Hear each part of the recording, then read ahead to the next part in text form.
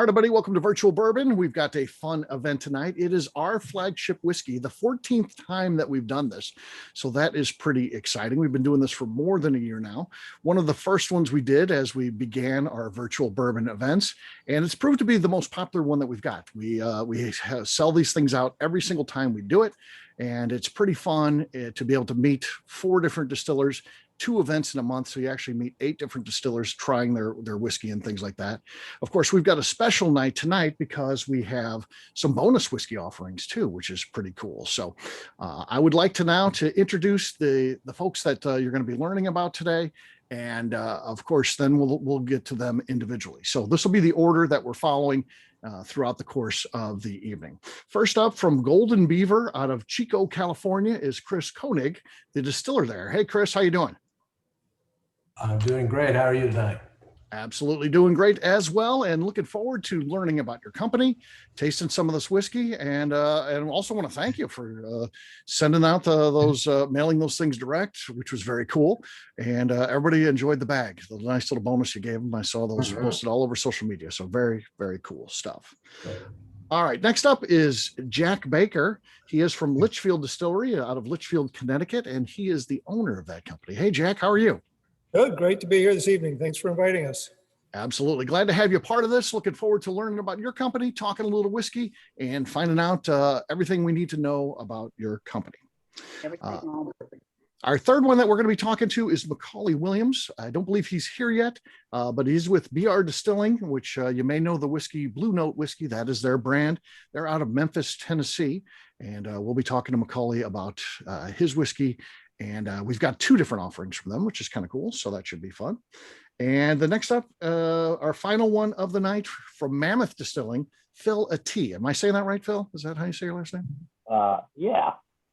Okay. All right. You sure about that? You didn't sound like too positive. It just depends on who you ask in my family, but that's close enough to me. Okay. Yeah, I get it. You're out of Traverse City, Michigan. And you are Mammoth Distilling. So this was brought on by request. So the Bear, who I'm sure will be asking a question later in the event today, requested that we have you guys on. And he says you got some really great stuff. I haven't tried it myself yet. I don't ever cheat. I try it with the team here. So looking forward to trying that and seeing what you guys are all about. Okay. So you guys try it. All right. Let's go back to Chris. Chris, how you doing? Hey. I'm doing great. Take the mute off. So good. Great today. So tell us a little bit about Golden Beaver. How did this company get started? It started in 2010. I got stuck in Scotland in Edinburgh. I was premiering a film at the Edinburgh Science Festival. Okay. And I got stuck there because the volcano in Iceland had gone off and no air travel could leave Northern Europe. So roundabout way, I ended up meeting a guy named Charlie McLean, which some of you may know as one of the leading Scotch aficionados, and spent a night at his house drinking Scotch from about 11 p.m. until 7 a.m. in the morning. Okay. And drinking distillate going back to 1800. So totally blown away by the whole experience. And fast forward 5 years later, I'm doing it in my garage. Fast forward 3 years later, I realized that need to jump out and do this. So we started the distillery then, opened up last August. We started selling to the public on Black Friday, and the governor of California closed us down on Black Monday because of COVID. And so we've limped on out through the past 6 months, getting back up and running. Yeah. So how do you make a jump from being in the film industry to owning a distillery? Was it just you wanted something else to do, or were you just so passionate about it after meeting with the guy over in Scotland that you thought, man, this is something I just have to do? Yeah, it was a couple of events happened. My filming partner and my wife succumbed to cancer. Okay. In 2014. My bourbon uptake increased dramatically right after that. And understandable. So we finished we had one more film to do for PBS on Human Sight called Sight, the Story of Vision, with Sir Elton John as narrator. And that was her dream was to have Elton do the narration and do everything. So when I wrapped that film up, I wrapped up the whole career. Wow. And so, we, been lucky, got a couple Emmys out of it, saw the world 2 or 3 times. And, but my passion grew from that. We stopped several times during the filming of Sight in Kentucky to continue the Bourbon Trail and to do some more investigation and just immerse myself in whiskey starting about 2014. Okay. It's a complicated business to get into. There's a lot of paperwork, as you know, a lot of different layers of government you have to deal with. And that's ends up being maybe the easier part of the gig, because also you have to make some really good whiskey. So how do you deal with that first stuff, not coming from the industry, first of all? And then secondly, how do you learn how to make whiskey? Well, the making of the whiskey, and I don't condone moonshining and home distilling, as you say in your other programming. But I would recommend you start there, because you got to raise $1 million to start a distillery. And you better have something already in the bag to raise that money. You just can't go out there and say, I'm going to make a bourbon. Right. I mean, I had developed what you're going to taste tonight 4 years ago, started working on the recipe 4 years ago. So it takes time to learn how to make your product, learn how to run a distillery. Moonshine University, great resource. Again, not cheap, got to have money to do that. So you have to have some resources, and then you gotta read. I mean, you have to consume, you have to listen to every podcast on the planet, you have to consume every book on the subject, and ask questions every chance you get. Yeah. To make that transition. I think, and then the passion follows. I mean, you got to be passionate, of course. If you don't have the passion, don't even start. Yeah. And you listen to our stuff. You listen to our podcast, right? I have listened to pretty much everything you've produced in the last 4 years. Wow. When you're grinding cement floors in a distillery trying to get prepped, and you have to do it over 3 or 4 weeks, it's you put the headphones on and start going through the archive. All right. A lot of it helps. Yeah. We got some big personalities. Who's your favorite on the network? Who's my favorite? Well, I think the Bourbon Show is one of your better products. Yeah. If I'm lighthearted and I just want to kind of zone out, I'll turn in your Bourbon Daily. Yeah. So I like everybody, man. You're all good. We're all good. Okay. Even the Canuck. I like the Canuck. She's she brings a little international flair to your program. She does. She does. We need to get her here in the U.S. at some point, which would be great. Yeah. But right now she can't. Yeah. You're a lot larger than life, Steve. There you go. Thank you. You're the anchor of the network. Yeah, you'll see that if you ever meet me. I am more larger than life in real life as well. So. I'm a big mountain of a man. All right. So you get this, and of course, scaling up has to be a hard thing, though, right? Because you're making it in your garage. What are you running off of at your distillery?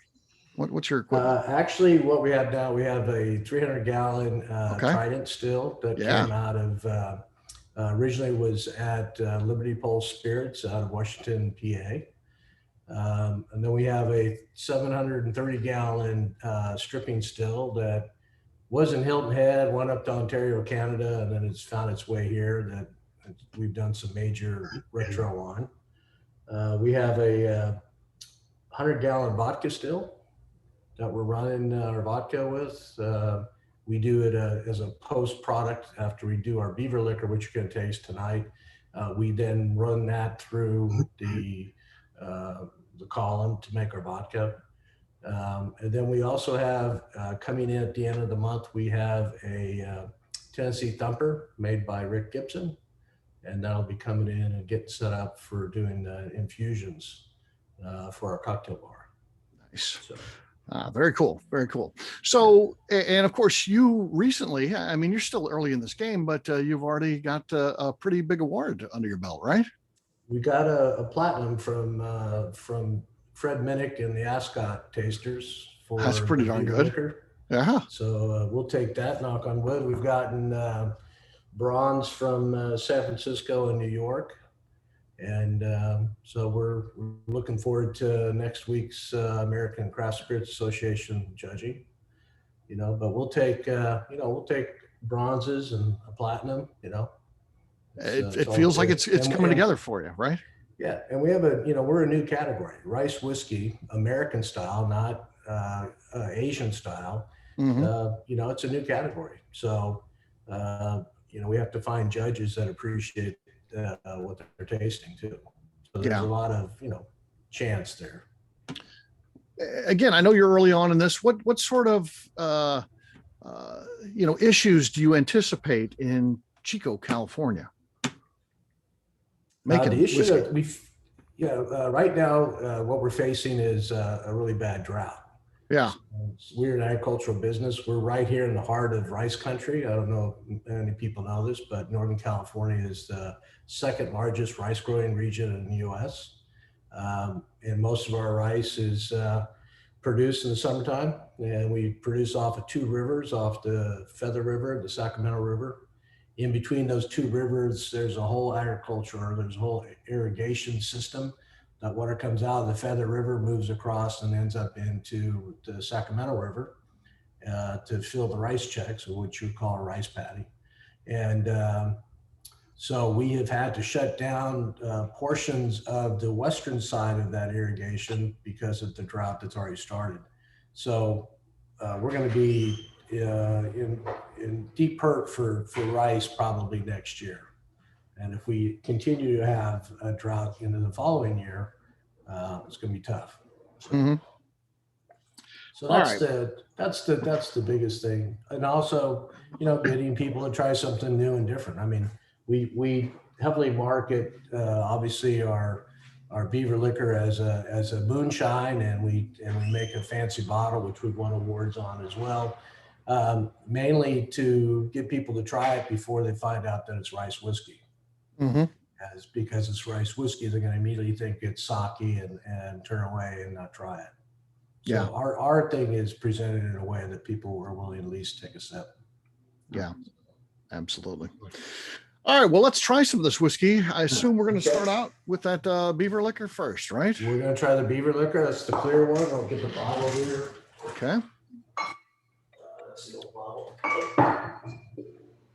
We like to be interactive, folks, of course. Feel free to share those nosing notes and then the tasting notes when we do that in the chat function. So the bottle is right here. If you can see it, it's kind of unique. We've won platinum on that as well. Oh, yeah. So it's easy to pick out on the storefront. And so the note should smell light, maybe a little bit of a rice cracker smell, but shouldn't be smelling any koji, because if you are, we screwed up. It's such long stuff. So it's a light, very easy drinker. It's great on club soda. It's great on tonic. Okay. You might catch some a little bit of a citrus lemon that comes across. We're not sure how that comes in to play, but it's there. Yeah. And then, of course, you want to take a small sip to wake up your palate before you do a taste. Okay. Anybody want to share anything they're getting on the nose here as we continue on through the process here?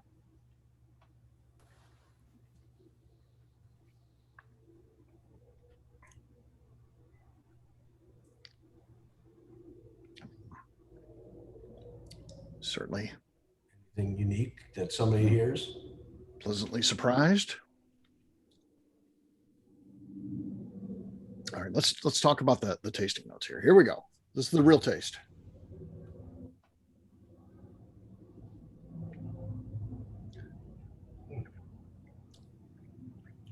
Meringue on the nose, we're saying. You do get the good citrus smell from Amanda and Rudy. Like a Rice Krispie treat. Baby blue corn whiskey, little funk to it. Grain forward, sweet, a nice touch of vegetal. Citrus comes through on the palate. Almond on the palate. Yeah, there's a lot going on here. Yeah. Absolutely. What do you guys think of the finish? The finish is solid. I mean, stays with you. A little spicy, but not overwhelming. Nice mouthfeel you're seeing. A little anise taste, followed by citrus, Very almond cool. paste, confectionery, sugar cane. We'll have to take all these notes and combine them into our new tasting notes. Yes. This is Yes. great. This is great. Yeah. On the finish, Jonathan's saying it's very smooth, no burn. Dave and Adina, marzipan. There you go. That had to come through. Almond kringle. Very cool. Very cool. That is some So good we're- stuff, my friend. Thanks. Again, this is great on this time of year. It's great on tonic water. So you do a 50-50 tonic. Don't kill it with tonic. It'll get highlighted actually if you add a little tonic. It's also good on club soda with a lime. But to be honest with you, put it in the freezer and make beaver teenies with it. Beaver teenies. Okay. All right. Beaver Very good. teenies. So, All right. Next up is our rice whiskey. This is the one that you were putting a little age on for us, right? right. So this is the beaver liquor that when we put it in the cask, and basically we've done 2 barrelings. First 4 months was in a Buffalo Trace barrel, Okay. and then we then had a barrel accident.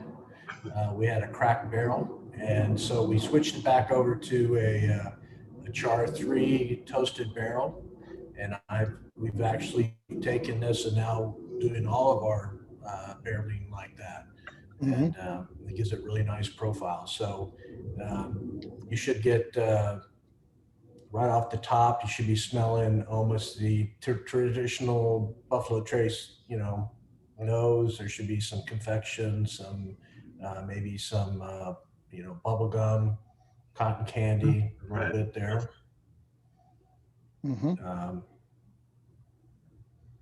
Yeah, it's very nice on the nose. It's sweet, even a little kind of tea leaves note too. Yeah. That's what I'm getting. But definitely. I have a slight advantage. This is 2 weeks older than what you guys are tasting.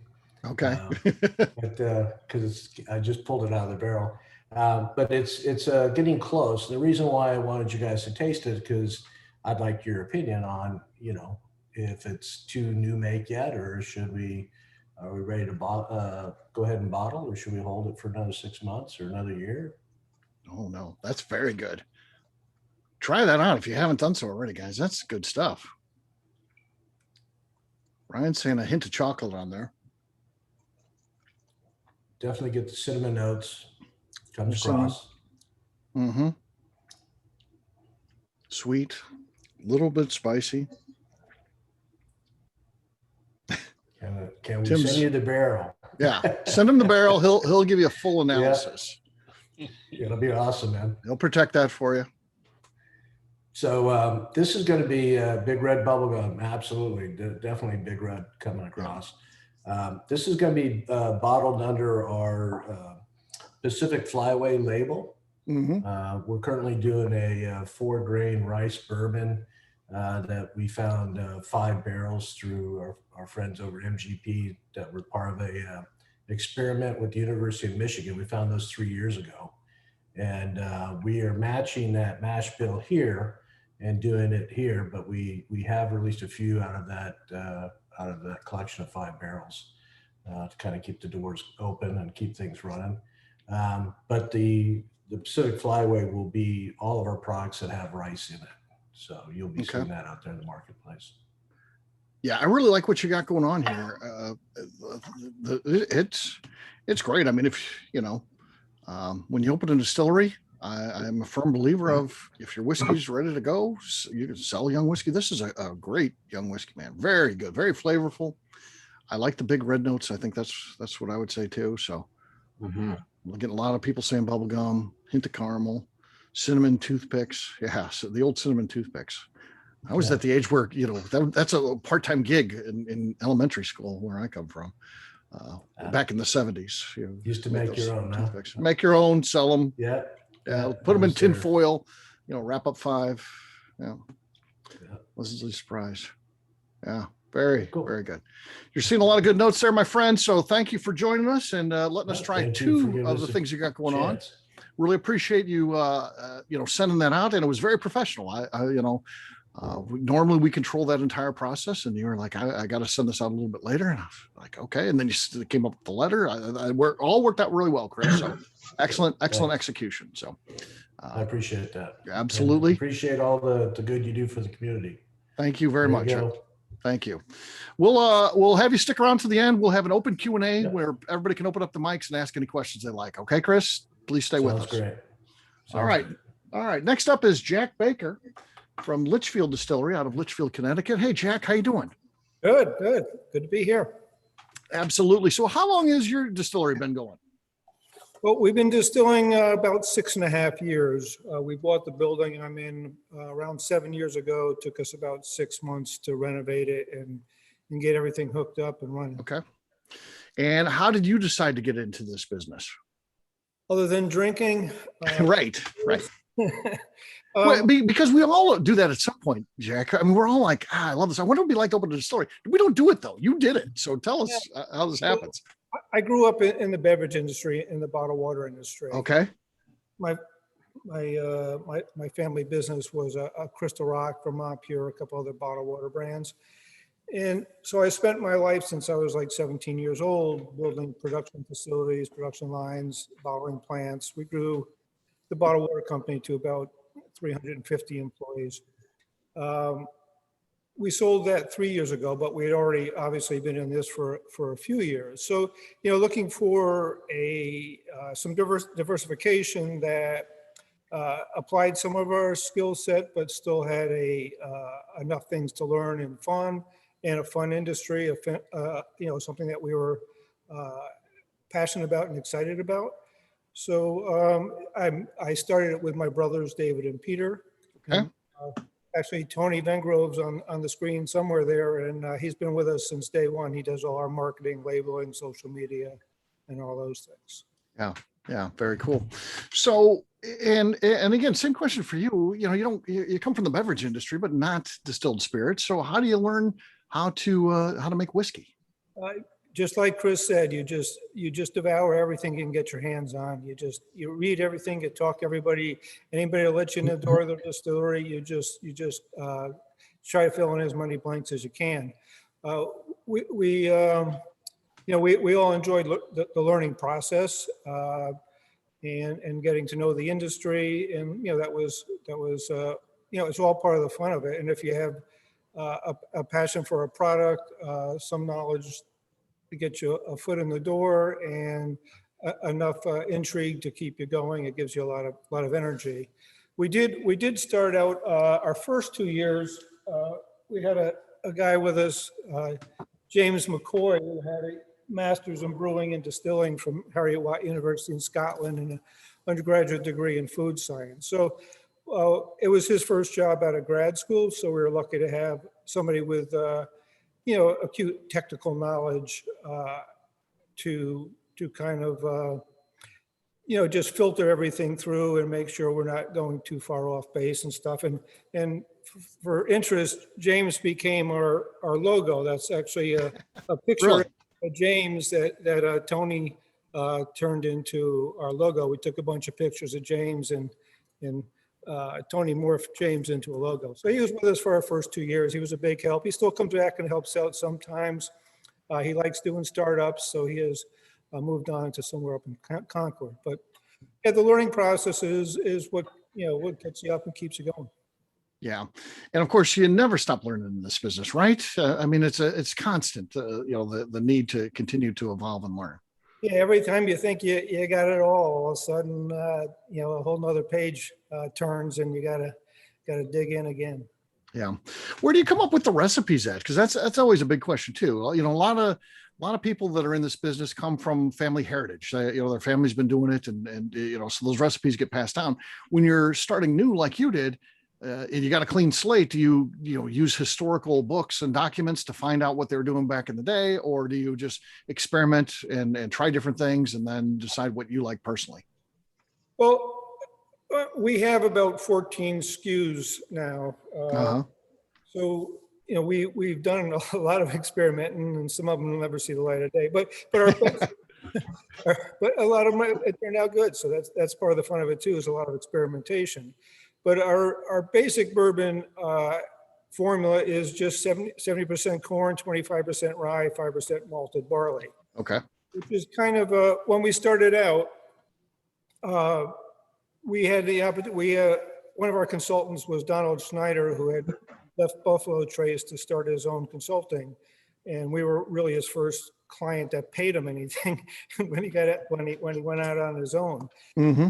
He sourced 250 barrels of 6-year-old MGP for us, and so by the time we got going, that was an 8-year-old, and we did a secondary barreling to it, which kind of became the forerunner of what is now our 5-year double barrel, which is maybe what you have now. So we kind of morphed. We liked the classic bourbon. We wanted to stay classic. As Chris said, it's a challenge to go outside the box, but if you can create that niche, then you have your own niche. So it's a balance. Starting out, we just decided we love classic bourbon. We wanted to be a classic bourbon distillery. And as you were talking, as Chris's stuff is just beginning to age, we were selling our 6-month-old bourbon, and it had some great flavors. And moonshine done well is a great spirit, and younger whiskeys can be really great, particularly in the summertime in this hot weather.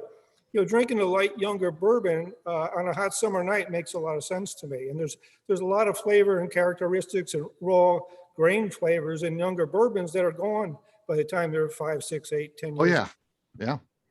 I like younger bourbons as well as I like older bourbons in the right situation. I totally agree with that. Tell us about the barrels. What type of barrels you using? What size? What char you like? You do toasting? We're using classic 53-gallon white number 4 char barrels.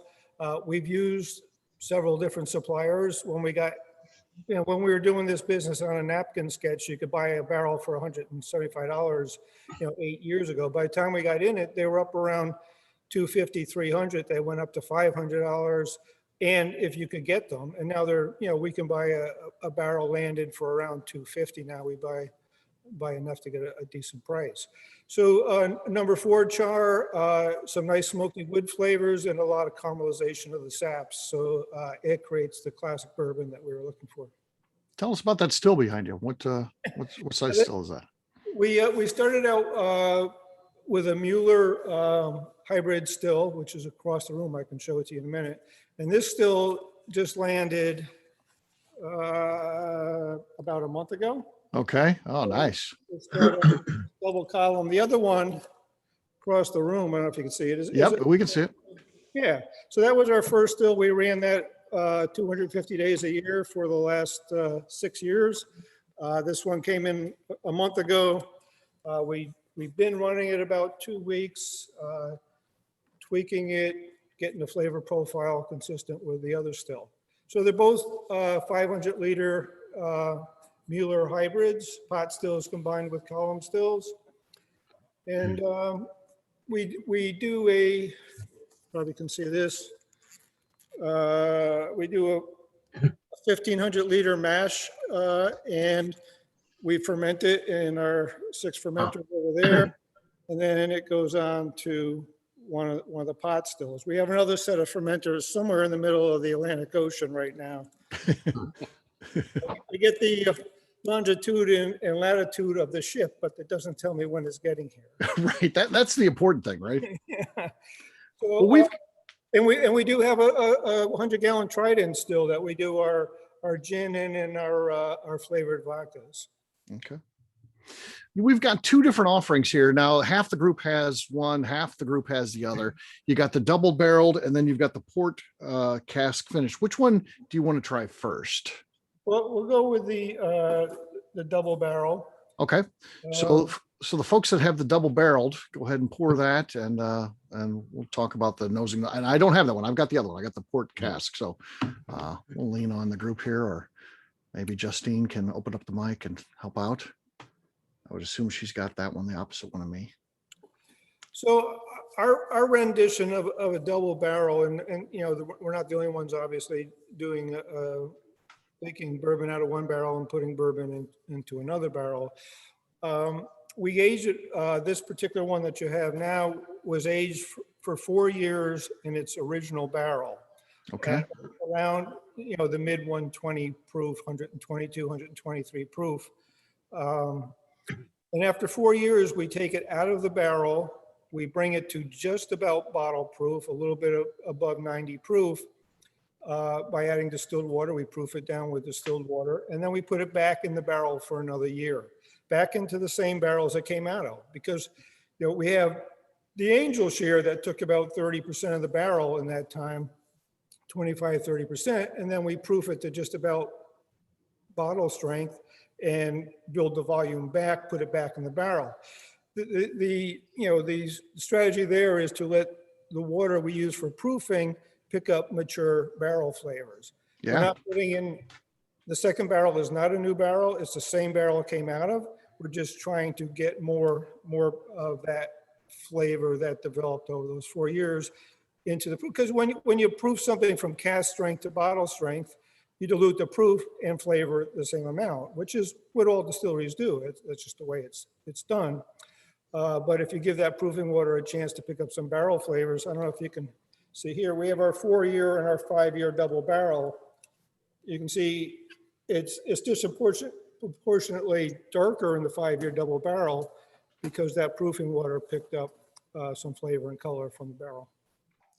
Well, you're getting some good comments here. You got fruity, citrus, cherry, apple, bananas, chocolate covered berries, light citrus, all fruit one notes here. Very fruit forward, chocolate bananas, some cherries, sage, mint.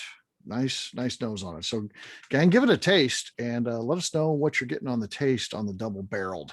Again, focus on that one first. The rest of the group will get to you in just a second. The port cask. A pear, juicy fruit, which is a favorite tasting note that we like to note in this group. Cinnamon, a little cinnamon in there. It sounds wonderful, I'll tell you. Yeah, it's done well in the award category.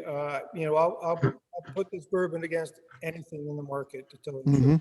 It's it did just what we wanted to do. It's a classic, nice, complex, interesting, full-bodied bourbon. Yeah.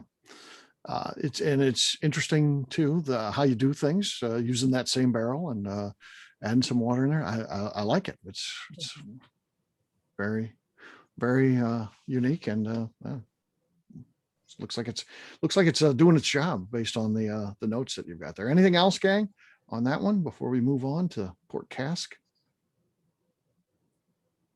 All right, that's the one I got. Let's talk a little port cask. Starts thin and light, then grows. Tastes great. It's oily, spicy, warm. All great notes there. So tell us a little bit about this port cask finish one. Well, again, 4 years in the original number 4 char bourbon barrel, and then usually around 8 months, 6-8 months, sometimes a little longer in a cask that was used for port wine. So, as I'm sure all these people on this screen know, whiskeys are made from grains and ports made from fruit.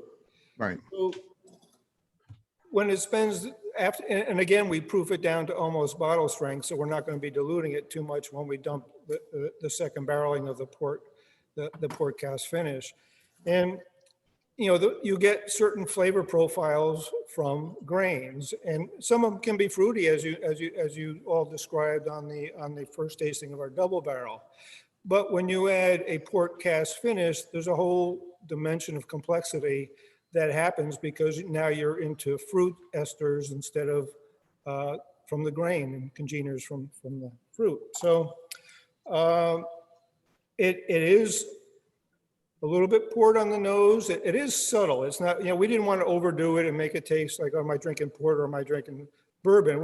We wanted it to be a bourbon, but with a fruit complexity. So you get some of that grape, some of that fruit port on the nose. First taste, it's all whiskey up front. It's all bourbon up front.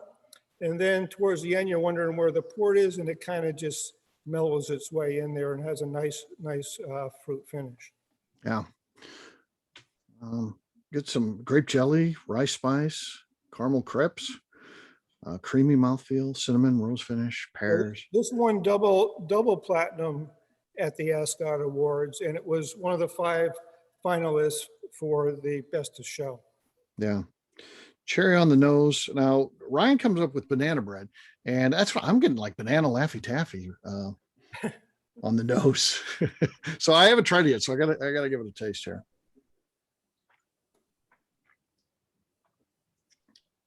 Wow, that is really good. Really good. Man. Fruity. It's nice. Really nice.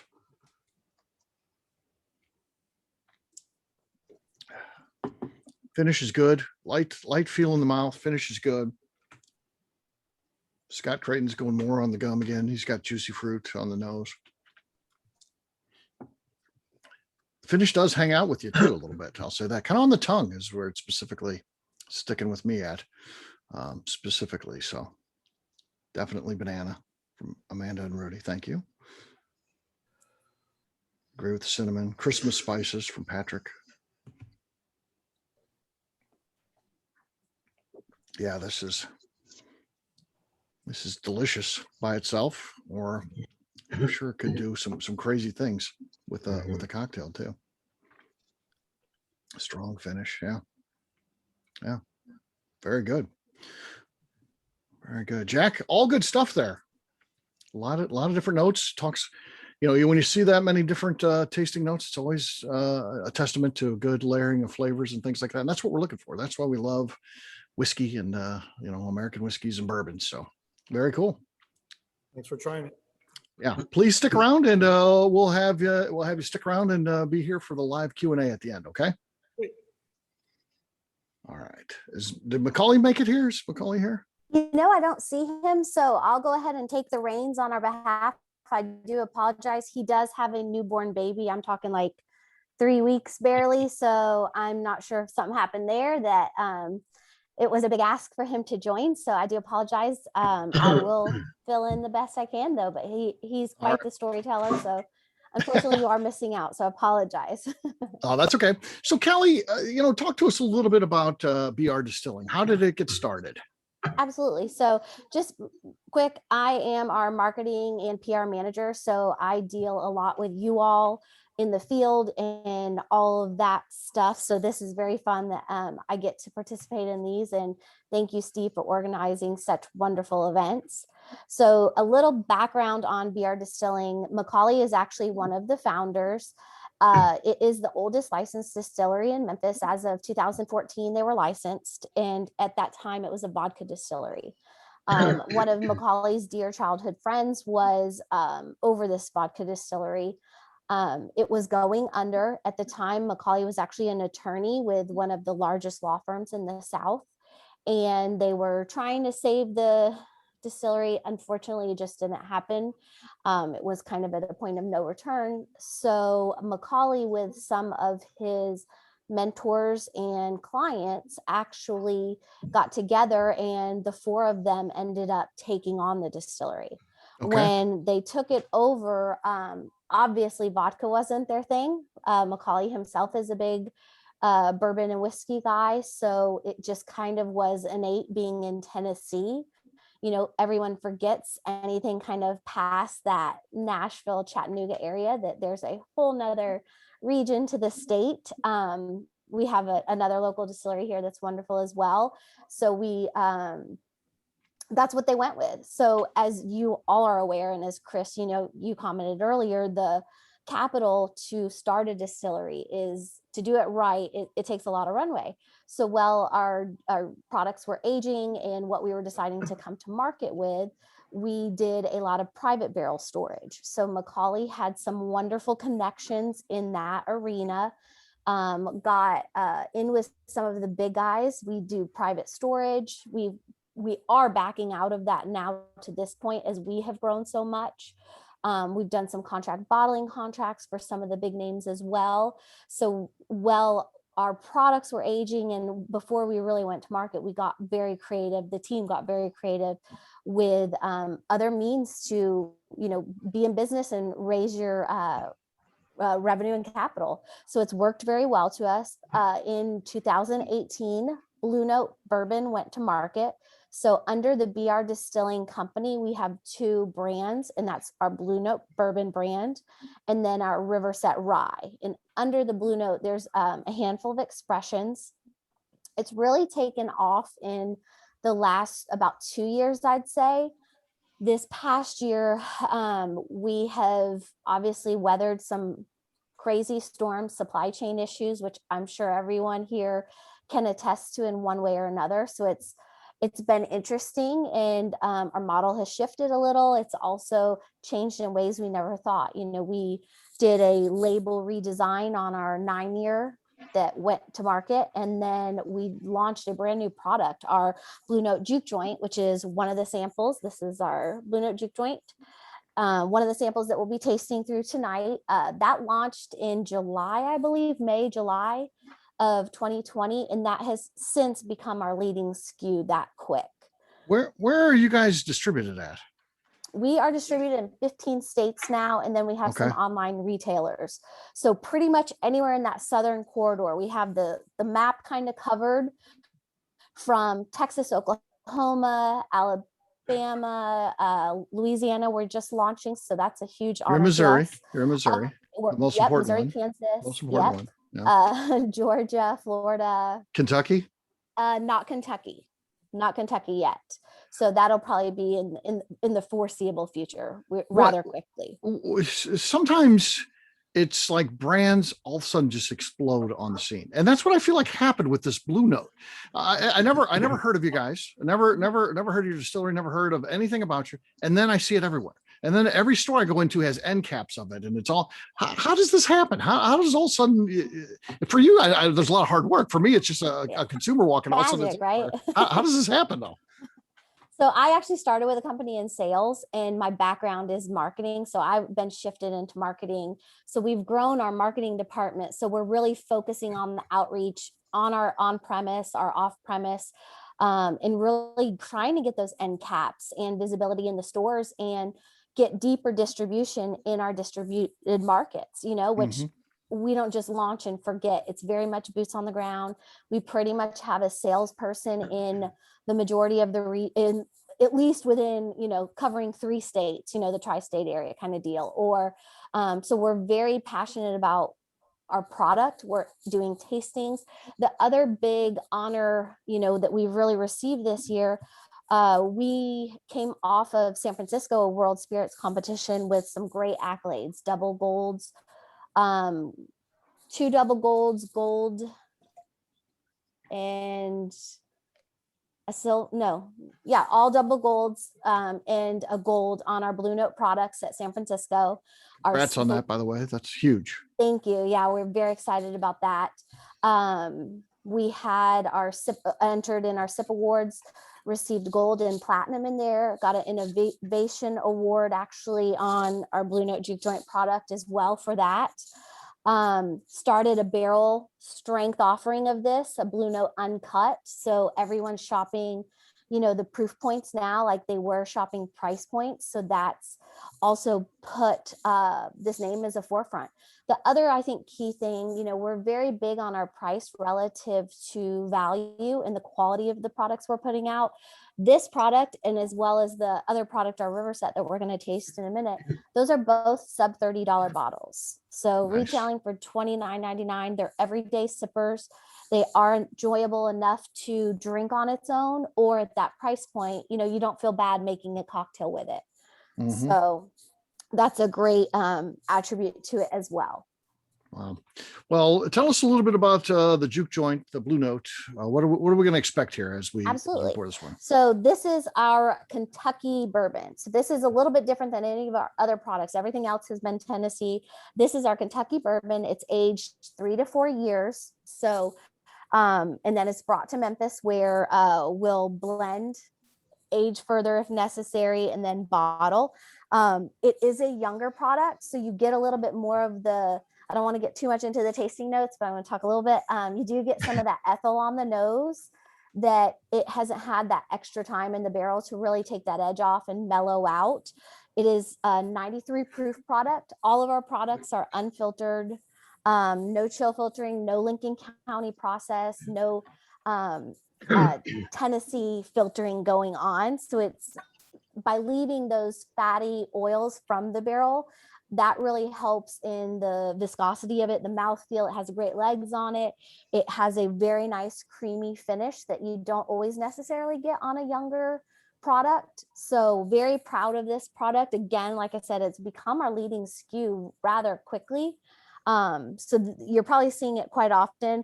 Also, we have the musicality aspect in our brand, obviously being in Memphis, the home of the blues. So the label actually has some sheet music in the background. And if you are musically inclined, as I am not, this is actually, we commissioned a blues artist. So somebody could pick this up and play it. So it's really cool. The authenticity we try to keep behind everything we do. Yeah. Other than St. Louis being the home of the blues, that's St. all Louis very factual. Sorry, I'm a St. Louis guy. birthplace. I'm a St. Louis Excuse guy. me, birthplace of the blues. Okay. You're getting some good notes coming in here already. Jason nailed it. So he's got on the nose, he's got a nice comfort nose. He says he's got dried apples, apple juice, floral, not overly sweet, wisp of alcohol, but it fades quickly. And then you got cherry, light burnt caramel, cinnamon, and light oak. Nice. In Yeah. this particular product, it's very interesting. Even to this day, every time I taste it, it really it changes whatever you've had that day, how your allergies are. Like this one hits my palate very different almost every time I drink it. The other thing with this product, it really opens. In a younger product, sometimes you wouldn't think that, but when it sits, like my glass here, I've had probably poured for a good 45, 50 minutes, and it's totally different than my first sip. So the depth of flavor on a younger product like this is really great. And you do get a little bit of citrus on it.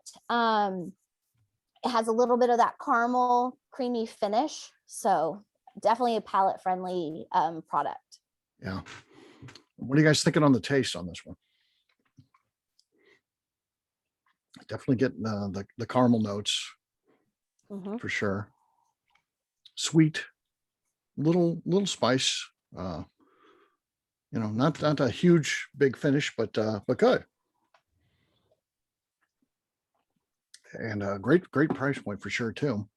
What else you guys thinking on this one? Anything coming in? All right. Well, here we go. There's some other stuff. Sometimes it gets jammed up, all the comments coming here. Now they're just rolling in. Light and sweet, almost like apple with light cinnamon dusting. Rye balances out the corn sweetness, caramel, clove and nutmeg, honey caramel, light oak and taste, allspice, brown sugar, caramel, maybe juniper. Wow. So there you go. There you go. Good. And the tasting notes are all over the map. So I expect nothing less. It's what we kind of consistently hear. So it's nice how everyone consumes the product so differently and what they take away from it. Mm-hmm. Yeah, somebody said juniper. Now we got people agreeing, and I agree with that too. Tastes like a little juniper note in there for sure. All right, next one from you, Kelly, is your river set. Tell us about this one. And I apologize, I don't have a bottle in front of me. I was prepared to sit back, but it is this same bottle shape. It's a red. It looks like this. This is the bottle. Yes, kind of. It's got that is the logo. But it has a beautiful gold riverboat in honor of our presence here along the Mississippi. Our distillery is actually about a quarter mile off of the Mississippi River. So it's just so fitting with the trade whiskey, going up and down the river, that our river set just pays homage to all of that. Mm-hmm. So with our river set, it is our Tennessee straight rye whiskey, excuse me. It's a 4 to 5 year rye whiskey. Okay. It is not your typical rye. So I can attest, I have been reformed, not a huge rye drinker. And I noticed the river set is what I'm grabbing when I'm going for one of our products. It's just truly a great product.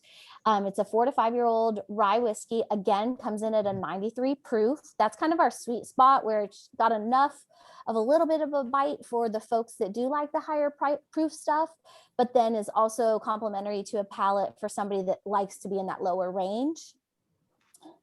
It's unfiltered as well. So again, we're leaving those fatty oils in the barrels. And you really get some of that pulled out. I believe in this one, the mouthfeel on it is wonderful. We do use on all our barrels, I didn't say this on the bourbon as well, but the American white oak barrels, we do a char 4, and we go through the big 3 basically. We use Kelvin cooperage, international stave, and then Speyside. So on this Riverset product, again, it's not your typical rye. So it has a little bit of an herbaceous nose and note, but kind of fades mid palate and gets into kind of, I hate using pie spices, but it kind of is an apple pie spice feel there. Some crisp apple. I get a lot of, usually like a really good bottle, I'll get some green apple, like a fresh Granny Smith, fresh cinnamon stick finish, nothing artificial to me. It's just like literally fresh cinnamon, kind of coat your palate and finishes. Again, very creamy finish on this one. It's a great product, sub $30, $29.99. And then we recently started offering the barrel proof expression of this. So that's our Riverset single barrel rye. And those retail for $39.99. So for a single barrel offering, it's just wonderful. That's And it's a pretty 95.5 affordable. rye. Yeah. Yeah. It's 95.5, you said? It's 95.5. Yep. Okay, very cool. Yeah, so it's a lot of good stuff here. Again, sweet, surprisingly sweet on the taste. Yep. We got honey, chamomile, caraway, a little bit of creamy with a bit of rye spice, oak, apple, cinnamon. Not overly spicy at all. No, definitely. Yeah, very good. And this product also, not to interrupt you, but did very well during the award season as well. So it double gold, silver, received a gold SIP as well. And then we've had feature with this particular product in the Rob Report. Food and Wine has featured this product and the Juke Joint. We kind of call them brother sister products. They do really well, as you were saying, on the end caps and such. You probably see a lot of displays with that red and blue together. Yep. They're just nice complementary products, and it's kind of consistent, a lot of the recognition they're getting. So it's interesting seeing being a rye and a bourbon getting such similar accolades and such. Yeah, you're getting a lot of again, great notes: fruit, apple spice, oaked apples, surprisingly sweet for 95.5. Good earthiness on the palate. Herbal notes. Yeah, I kind of get some of that too, because Jason once again nailed it. Eucalyptus. I'm getting some of that. Lemongrass, honey sweetness. Just not overpowering. How some ryes can be light, super earthy. Yeah. Hit the bubble gum around the edges. Right on. We are available in St. Louis too. Yeah. Thank you. Tim doesn't like to drive far, so it's got to be here. Or he's not interested. Yeah, we try to put where you just put your zip code and it pulls the closest store to you on our website. So we should get fairly quick results. So you don't have to go too far for it. All right. Tim seems to think you're running for MVP at BR Distilling. She certainly comes in well prepared. I appreciate that. Knows her stuff. Just getting thrown at it at the last minute too. I'm glad I joined in. I wasn't even going to. For this Otherwise, I'd have been tap dancing here, right?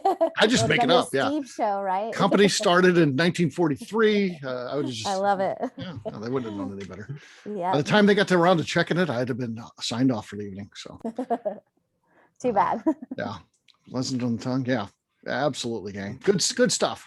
Well, Kelly, thank you for bringing this to us. We really appreciate it. Good stuff. Please stick around to the end and we may have some questions for you. Okay. Sounds good. All right, Phil. Hey, how you doing, man? Thanks for waiting around patiently. Hey, I'm doing all right. So tell us about Mammoth Distilling. When did this place get started? So Mammoth Distilling started as a company in 2013, and we actually started distilling in the summer of 2015.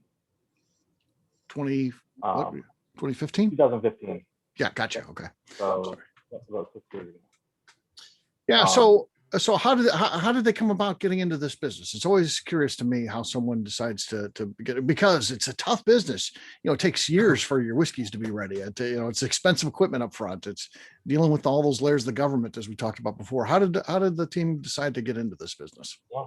So it took about 2 years to get started. I wasn't there at the inception, but I was there. I was the original distiller for a Mammoth Distilling Company. Now I handle all the sales and distribution, and I'm still a distillation consultant, and I help do the blends and I do product development. But our owners, Chad and Tracy, had both they were coming up with retirement plans, and they were moving to northern Michigan, a little place called Sports Lake, if you're familiar with it. Okay. And they wanted to, that area has a bunch of really great farmers, but they weren't finding good ways to do value-added agriculture, and Chad and Tracy wanted to move up there and contribute to the community and find a way to hire people and work with the local farmers. So they reached out to they were both Michigan State University alumni. I'm a U of M guy. But when they went to the agriculture department at Michigan State University, they met.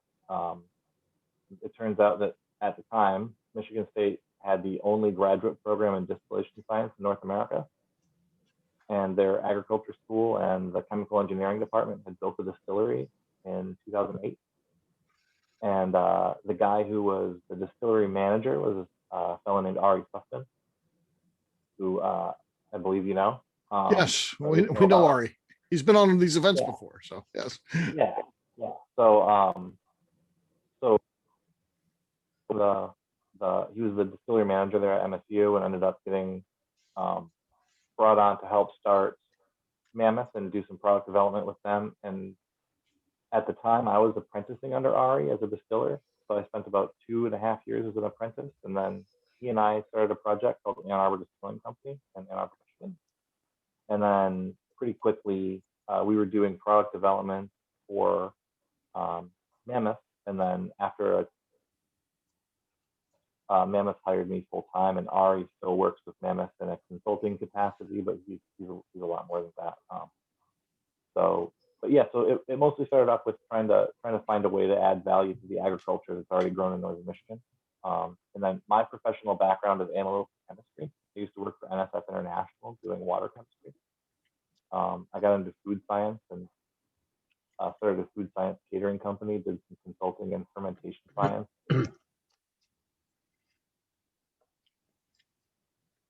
What happened there? Lost your sound. Phil, suddenly we lost you. I don't know what happened. Kelly, we're gonna have you fill in for Phil. Can you hear me? Yeah, you're back. You're back. And Kelly was just telling us about your company. She's filling in for anybody tonight. Oh, perfect. Matter of fact, she's going to be on in September when we do these two. From now on, she has to be here and just she fills in. She's a pinch hitter now. She comes in off the bench, just does great. So go ahead.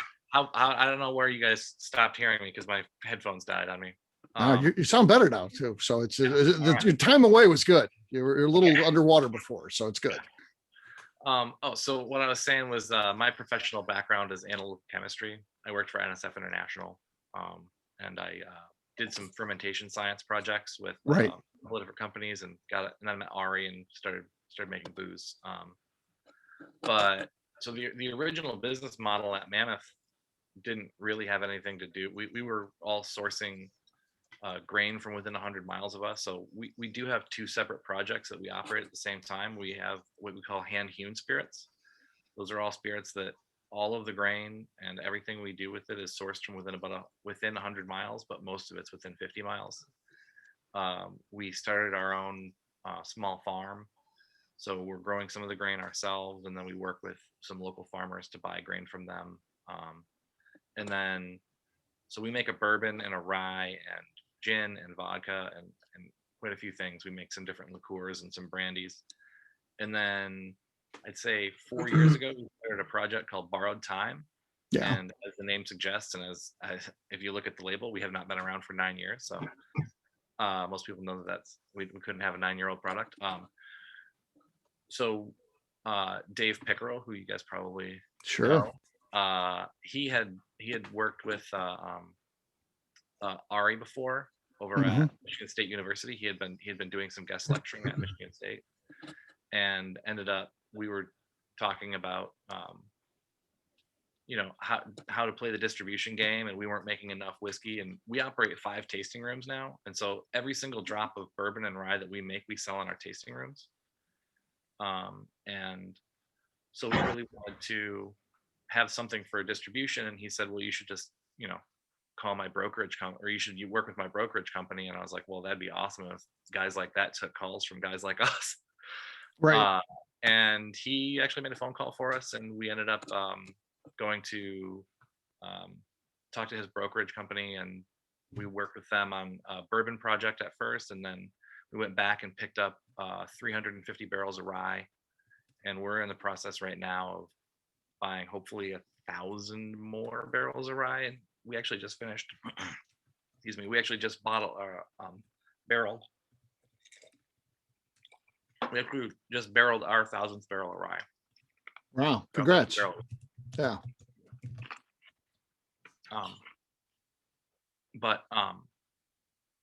So working on that Borrowed Time project, we started doing some blends. So we really only get stuff for Borrowed Time that we either can't make ourselves or can't have made ourselves. So the rye that you're about to taste is distilled in Alberta, Canada. Okay. We have a non-disclosure agreement with the distillery that says I'm not allowed to use. Isn't there only one choice there? Isn't But there there's only not one? a lot of distilleries in Alberta. Yeah, Canada. yeah. I think we know who it is. So. So what we wanted to do is we You wanted had a to connection make with through Dave Pickerel too. I'm sure he did. Yeah, he can help you find some stuff there back in the day. So I noticed that somebody said it's hard to get whiskey into Michigan, and that is true. But so we wanted to make this one our own. This was the 9-year was my pet project for the last couple of years. We released it during the pandemic, so about a year ago. So in July of last year is when it launched. And what we did is we knew that we weren't gonna be able to play the same game as everybody else was playing. And there's all these rules about what you can call bourbon and what you can call rye, and we just decided to say screw that, we're going to do our own thing. And so we came up with the concept of Northern Rye as a product, as a style. And so the Northern Rye is a blend. So we actually take some of those Canadian rye barrels, re-age them in different size barrels, so it's almost like a Solera process. So we age them in different size barrels, new and used barrels, and then come together at the end with a blend. So we reblend them back together. So Northern Rye is a blend. We don't do single barrels of it. Right. It's just always a blend that we use several barrels that we think play nice together, and then we will re-age them in various different types of casks. So we have some of them that are aged in our cherry bounce barrels, which is a cherry liqueur. But yeah, so it's a very interesting. I don't want to give you tasting notes. I'd like everybody to try it, but it's a very interesting thing because the vast majority of the age on it is from used barrels. So you get we've had it for a couple of years now. So we age pretty much everything we buy for at least 2 years in our facility on Torch Lake, so it gets to breathe the air where we are. It really does change a lot. And so part of what we're doing is we call it grain forward spirits. And that basically means, for most ryes and bourbons that are distilled in the US and aged in the US, they're new barrels. And about 70 to 80% of the flavor in the whiskey comes from the actual barrel itself. But I'd say about 70 to 80% of the flavor in ours actually comes from the grain. and doing it in cold weather, cold air actually holds a lot more oxygen, and the oxygenation creates a faster esterification process. So you actually get fruit esters faster in cold weather. Yeah. And you don't cover them up when you age them in used oak. So the used oak has two sort of functions. And when we actually realized that that's what was happening in that whiskey, it was some research that was done at Michigan State University. We realized that that's why, pretty much the US is the only country that requires new barrels. So we actually looked to old world styles like cognac and Scotch and Irish whiskey and Canadian whiskey to develop the style that we are. Because where we are in Michigan is above the 45th parallel. So we're actually a lot closer in climate to Scotland and the north parts of France than we are to Kentucky or Tennessee. Well, Phil, you got some good notes coming in here. Honey, cantaloupe, pear, caramel, light oak, light baking spices, more cantaloupe, cherry cola, yay cantaloupe, grape, white tea, lychee. I don't know what that is. I'm just a St. Louis guy. I don't know what that is. Big bubblegum notes, oolong tea, melon, hints of anise, white tea, heavy cherry. Yeah. Cantaloupe, honey. Yeah. Yeah, these are great. Cherry So Jolly Rancher. I love it. The cherry flavor is it's a, sometimes I get really nerdy, so you'll have to forgive me, but it's a chemical compound called isoamyl acetate. That's what I was going to say. Or I'm sorry, benzaldehyde. Oh, cherry. see, that's why I'm glad we got you here. I was going to say the enzyme acetate or whatever it was. Benzaldehyde is common between cherries and apricots, stone fruits, and almonds. So some people will taste almond, some people will taste apricot, some people will taste cherry, but it's not really confused with like the cherry cola you get in a lot of bourbons, because that flavor comes primarily from corn and oak, whereas the benzaldehyde is something that's formed over the course of about 8 to 10 years in the barrel itself. Yeah, dude, here's what you need to know. It's fantastic. I like this. Thanks. Yeah, It's definitely different. mm-hmm. It's not wood forward, it's grain forward, which is, a lot of people just aren't used to that. I guess I am. That's good, man. I definitely get those cherry notes. High proof. Mm-hmm. Yeah, very good. Damn good, says Tim Barton. Tim, I want to know. Tim is not in Missouri, so you don't have to ask that question. Chris, nice job from Chris. Cool. Yeah. What else? What else do you guys think on the taste on this one? Because there's a lot going on there. Honey, melon on the nose, taste real cinnamon, almond flavor, fantastic. Yeah, this is really a pleasant drinker. Thank you. I like the folks that notice the tea, because you're actually picking up tannins from brand new 5-gallon barrel. So you actually pull mostly just tannin from those, and that adds sort of a backbone structure to it. Right. And it comes off tasting like tea a lot of times. Tea. Tim wants everyone to know he drives 40,000 miles a year, so he doesn't just get bourbon from home. So, well, you could use that in the chat function, Tim. You don't have to test. Cherry licorice. How can we get this? How can we get our hands on this? This is key. This is where Justine becomes our favorite person in the world right now. She's a Michigan resident. She hangs out with us. So there you go. So the key to getting this right sits right there on that couch next to Carrie. We have distribution all over the state of Michigan. We're in parts of Illinois. We just started sending single barrels to Tennessee, and we're hoping that the distributor picks up the 9-year product as well as soon as we start getting some placements for that. But I think we started doing some of the single barrels of our other ryes in Tennessee, and then we'll have California pretty soon. We just got we'll get you hooked up in Missouri too. So we're figuring out come to Kentucky right now. We got we just had a really good conversation with the folks over at Kentucky Eagle. Mm-hmm.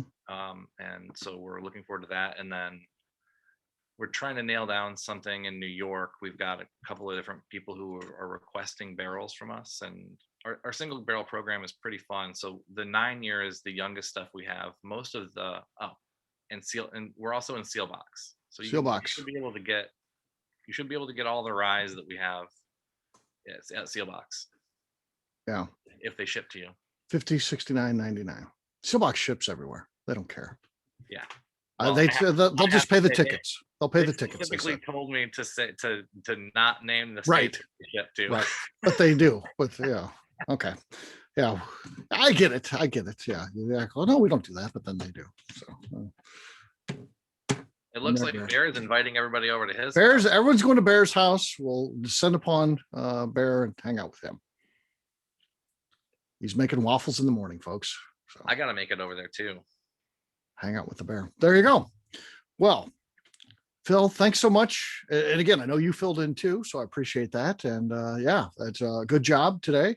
And let's hear it for all of our folks representing these distilleries today. They did a great job. They brought us some very good whiskey and a very good time. This event never ceases to amaze me how much fun that it is.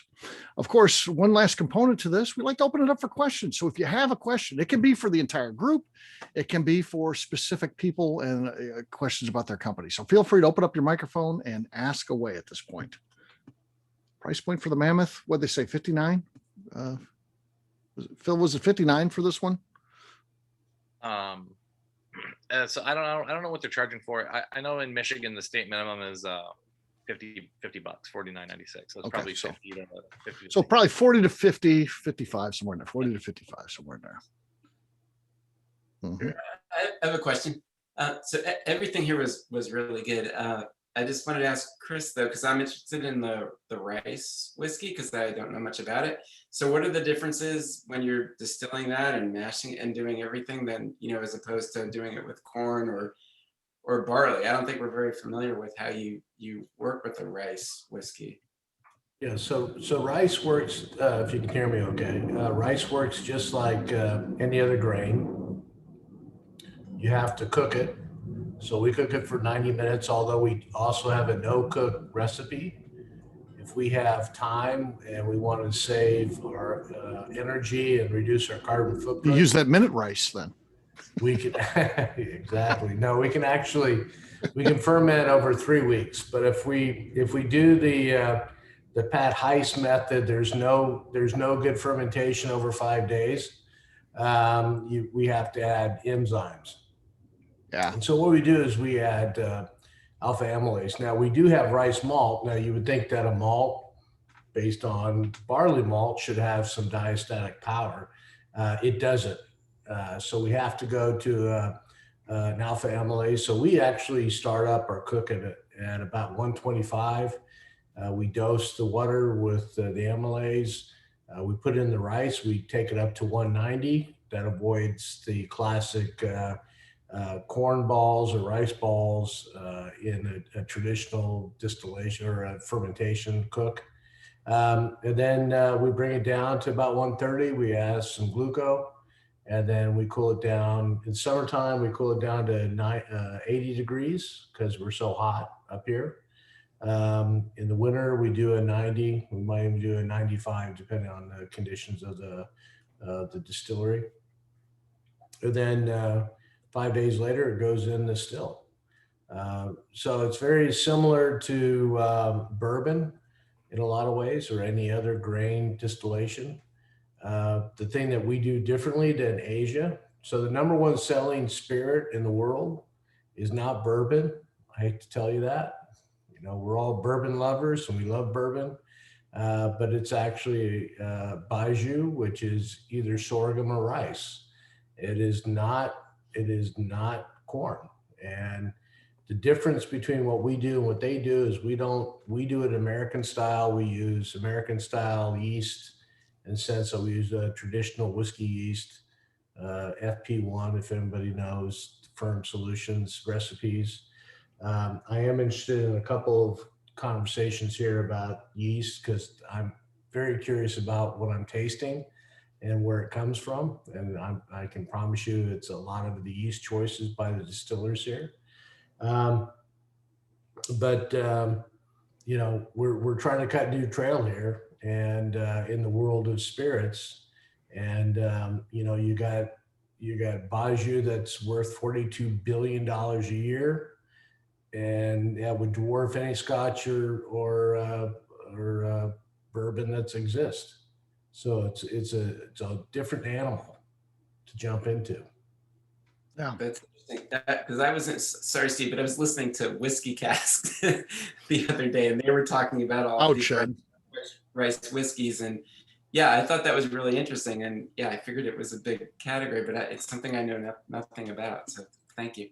No, it's absolutely, it dwarfs mine. I was at a baseball game, San Francisco, go Giants, on Saturday or on Sunday. And the person I was with is very heavily into the alcohol industry. And I said, you know, I don't need to convince the people in this stadium to drink my whiskey. I need to convince Asia to drink my whiskey because the market is so freaking huge. Now, do I want US market to love American rice whiskey? Yes. Do I want to create a category that someday could dwarf or at least match bourbon? Yes, because we have great rice growing regions here in the US. We have Louisiana, we have Arkansas. Arkansas is huge. We have California. We make a rice here in California called Cal Rose, which you probably have never heard of. It all gets shipped off to Asia to make sticky rice for sushi. You can and buy that's what you're drinking. That's what you're drinking here tonight.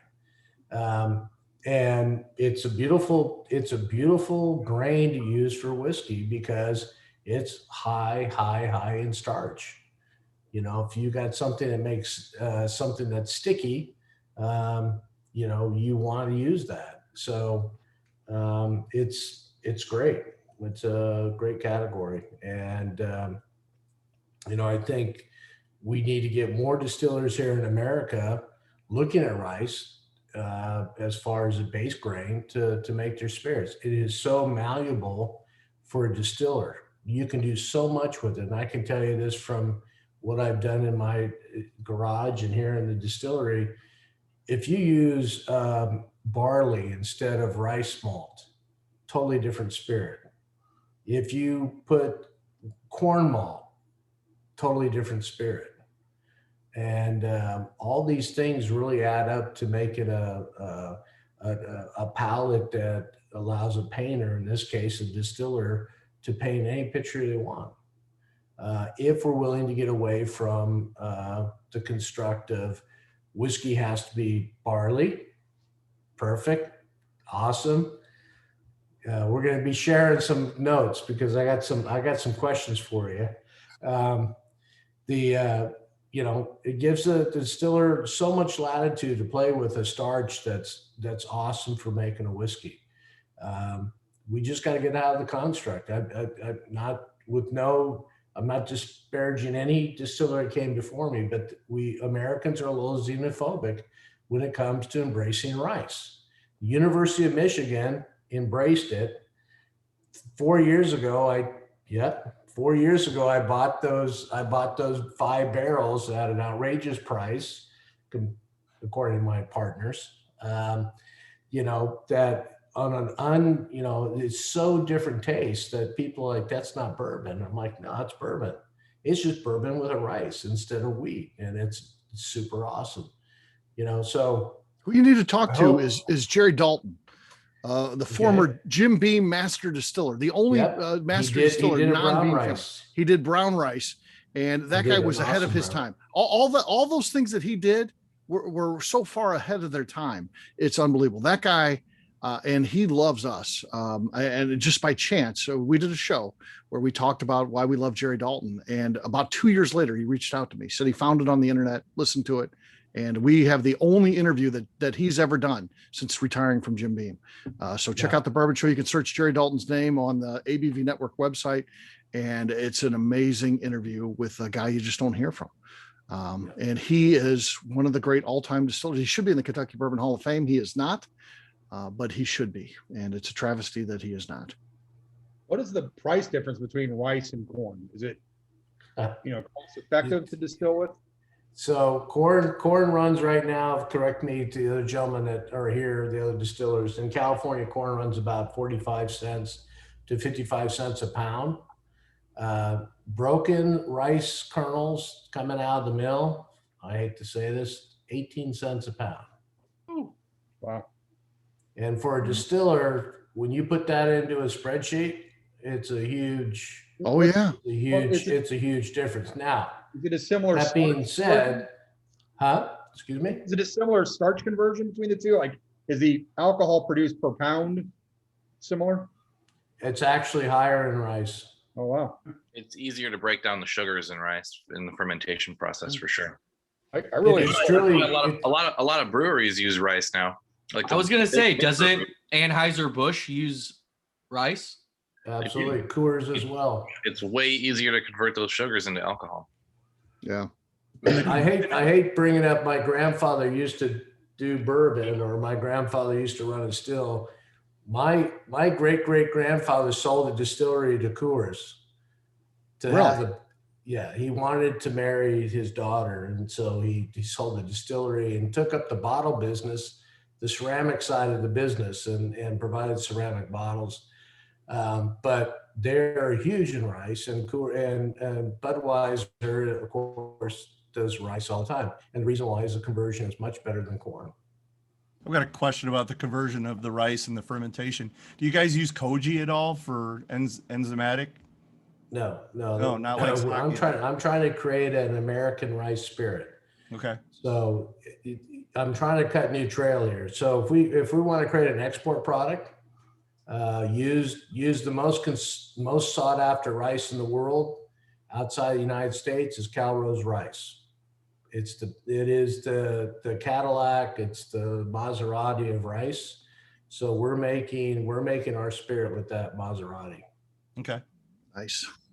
Other questions for anybody else here on the panel? Yeah, so kind of serving as a transition, Phil, you were giving us some good insights into chemically what was creating some flavors in the rye we were tasting.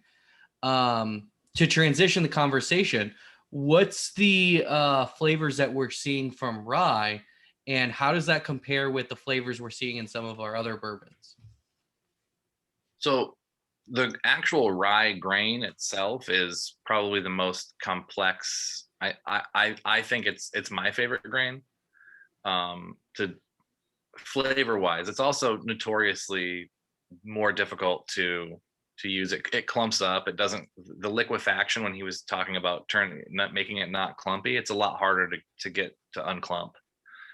So you need to be careful when you're doing your liquefaction, your alpha amylase enzymes. But you get, I found that you get a lot more fruit esters and nuance from rye whiskey. And a lot of times that's why you find rye whiskeys on the market that, well, for a couple of reasons, but one of them that they release them at a younger age. For two reasons. One is because just most of the rye has not aged as long as most of the bourbon has, because the rye fad didn't really start to hit until around 2010. So most of the rye on the market right now is a lot younger than that, but also because at least when we do our rye in new barrels, you can really cover up the nuance in rye, those fruit esters, really fast with oak. So there are some really good older ryes, but most of those were done in low char barrels for a long time, or used barrels.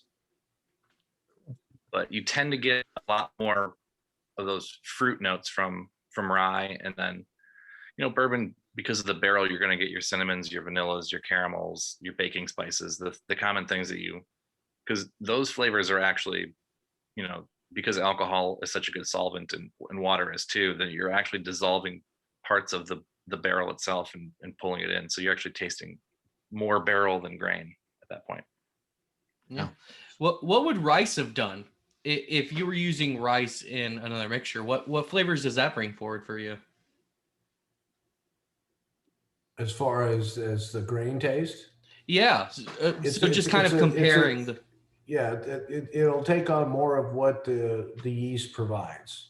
So Okay. it's a very pliable plastic grain. And if you're going to talk about something medically, you can actually meld a flavor that you're looking for. So if we had taken a yeast common to a Hefeweizen, I could give you a banana split all day long. If I wanted to be over bananaed, I could do that, because it's only going to take on that characteristic. The problem with rice, the challenge is to create a find a yeast that allow the rice to come through at just the right amount and still give you the fruity notes. We got a citric note coming through our distillate right here, the Beaver liquor, that we hadn't anticipated, and that was because of the FP1 yeast we're using. It's strictly a yeast thing.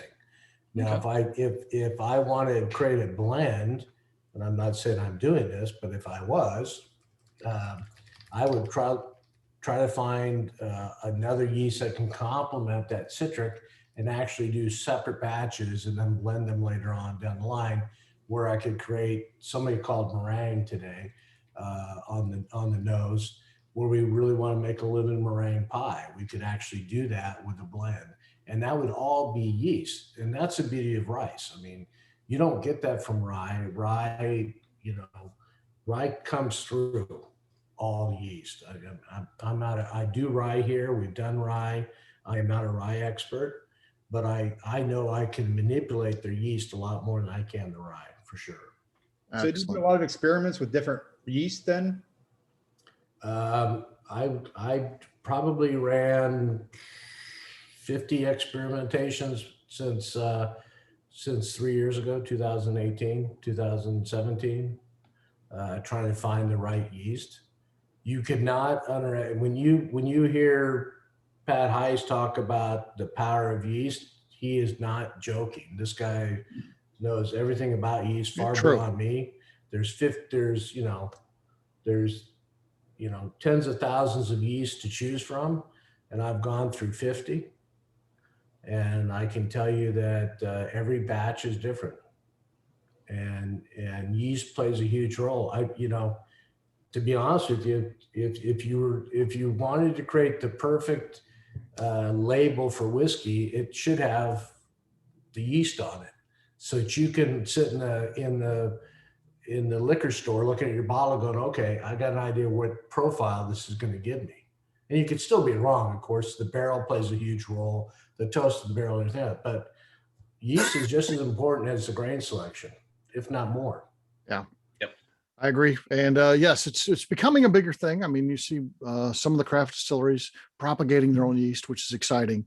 You hear it in the conversations, and I don't know, I feel like it's the next big thing. I mean, we've seen different things happen. We've seen, the barrel becomes a big thing, or non-chill filtering becomes a huge thing, or the grains, we got to use heritage grains. I think yeast is going to be the next big thing everyone's talking about. Our buddies at Four Roses have been doing it for years. I mean, there's 9 strains. They tell you they're using different strains, and that's a great example. Absolutely. I really think that the drinker needs to have a better appreciation for the power of the yeast in the mash bill. Yeah. We'll do one more question, but before we get to that, I want to put in a plug for, we're going to be back at this in September. So this is the 22nd and the 29th. These are always great events. We have tickets available still. If you haven't signed up, please sign up for September. And I just want to put kind of a plug within the plug. This is one that you can't miss. To me, that we've got the Mount Vernon whiskey is going to be in there. And if you are into whiskey, and that's been a big project where so many distillers have worked on this project. You're talking from Jimmy Russell to, we talked about Jerry Dalton before he worked on this project. So many big names in bourbon have helped them bring back that distillery at George Washington's Mount Vernon. Steve Bayshore is the guy, the head distiller there. He's the guy who runs the operation. He does everything the way that they used to do it back when Washington was alive. They carry water to cool it down, by the bucketful. They don't use any equipment that wasn't available in the late 1700s when Washington was making it. They sell this whiskey, but it sells out immediately. It's a whiskey you'll probably never taste. It's going to be one of the ones that is on our next flagship whiskey event. It's a must get to. I mean, we literally had to go through multi-levels to get the sign-offs on this thing. It wasn't Steve Bayshore saying, yes, let's do this. It was, we got to talk to the board. We got to talk to this. You're not going to find anybody else doing this. And, the fact that we can offer this to 48 people, you'd be crazy not to buy this ticket. It's worth it just for that. Besides the other 7 distillers that'll be on there, which are all awesome too. I mean, these are just the best events that we do. And I encourage you Don't miss that one. So that's in September. It's available now. I'll be sending out a link to the video. I'll include the link for that one in there as well. And get signed up if you're not done so already. We got time for one more question. We always stick to 90 minutes with these things. We're just slightly over that. And of course, we will stick around and make ourselves available, but we'll let someone ask one more official question on the record and record it. Anybody got it? All right, I'm gonna jump in. Okay, here's the bear. He took the last chance. All Here we right, go. so this is more comment than anything because I've been to probably 50 to 70 distilleries now. And I wish that every time I went to a distillery, I could meet with the owner or the distiller because it's a whole world difference in the passion and what's behind it when we get to do that. It's amazing. And I love where this conversation went tonight with the chemistry and the yeast, because that's what it's all about. And the regular drinkers miss that. But it is all, you know, it's all chemistry. We need to go down that path if we really want to know what we like. And I know Phil and Chad took me into his house and, you know, up on Torch Lake and treated me like a king. And then just here a few weeks ago, I was out in Chicago and I met up with Tim and we went over and saw Andrew at Copper Fiddle. And you know, he wanted to take us to dinner. He wanted to pay for everything. I said, dude, I got to pay for the food. I can't have you pay for everything. And then he took us over to the distillery and he's like, let me walk you through the process. Here's our, you know, our white dog. Let's run through it. And the passion that comes out from the people that are really doing it. I wish we could all meet with those people instead of the people necessarily that are selling it or the people that are just talking about it, because it's not the same. And it's really sad because there's so many great products out on the market. And once again, it was a fantastic tasting tonight. It's a great night for sure. They never cease to amaze me how great these events are. So thank you once again. One more round of applause for our 4 distillery representatives. They really did an awesome job. I enjoyed every single one of these whiskeys. We tasted 6 tonight. They were all great. And the stories behind them were awesome as well. So thank you guys. I'm going to say goodbye. Wave to our audience. Goodbye, everybody. And I will stick around if you have any questions or anything like that. Thank you for being part of this.